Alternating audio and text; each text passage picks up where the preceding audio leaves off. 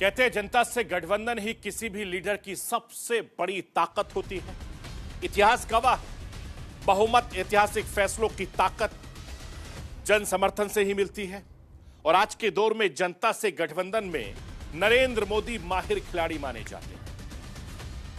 मोदी ने 3 बार मुख्यमंत्री के अधिकार के लिए और 3 बार प्रधानमंत्री के लिए चुनाव के लिए जनता से समर्थन मांगा, तो जनता ने दिल खोलकर नरेंद्र मोदी का सम्मान किया, स्वागत किया। और ऐसा कई इतिहास के पन्नों में दर्ज हो गया। मैं आपको यह भी बताना चाहता हूं कि पंडित जवाहरलाल नेहरू के बाद तीसरी बार सत्ता पाने वाले पहले प्रधानमंत्री हैं नरेंद्र मोदी।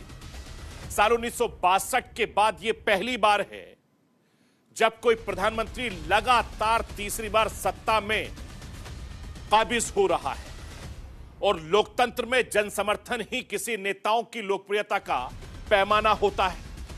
नरेंद्र मोदी जन समर्थन के मामले में माहिर खिलाड़ी माने जाते हैं। 2014 के बाद से ही चुनाव दर चुनाव उनकी लोकप्रियता काफी ज्यादा बढ़ती जा रही है। मैं आपको यह भी बताना चाहता हूं कि प्रधानमंत्री नरेंद्र मोदी बीजेपी में अकेले ऐसे नेता हैं जो इतने लंबे वक्त तक सत्ता के शीर्ष पर हैं। साल 2001 से लेकर 2014 तक नरेंद्र मोदी लगातार गुजरात के मुख्यमंत्री रहे। मई 2014 से हिंदुस्तान के प्रधानमंत्री के पद पर काबिज है।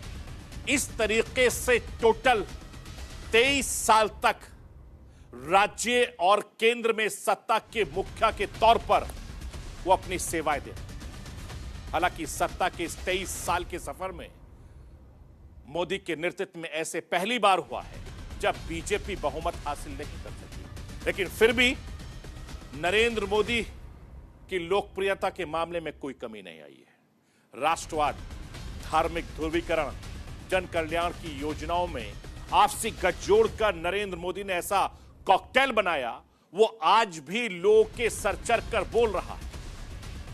पीएम मोदी चुनाव दर लगातार मेहनत करते हैं, राज्य दर रैलियां करते हैं, रोड शो के जरिए आम लोगों से खुद को कनेक्ट करने की कोशिश करते हैं, जनता की बात करते हैं।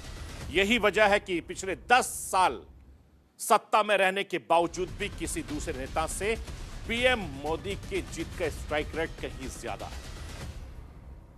नरेंद्र मोदी और कांग्रेस नेता राहुल गांधी ने 2024 के चुनावी रैलियां जितनी की हैं, वहां पर उनकी पार्टी का प्रदर्शन इस बार कैसा रहा, वो राष्ट्र की आवाज के जरिए आपको मैं समझाना चाहता हूं। समझिए जरा। नरेंद्र मोदी ने लगभग 169 रैलियां की थी, 167 सीटें कवर की।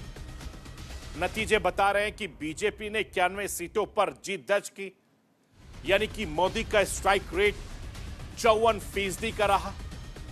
तो राहुल गांधी ने इस चुनाव में 2024 के चुनाव में 67 रैलियां की, 65 सीटों पर कवर किया। और नतीजे ये बता रहे हैं कि कांग्रेस ने उन 65 सीटों में से 28 सीटों पर जीत दर्ज की है। इसका मतलब यह हुआ कि राहुल गांधी का विजय स्ट्राइक रेट 43% का रहा। राहुल गांधी के मुकाबले 11% स्ट्राइक रेट नरेंद्र मोदी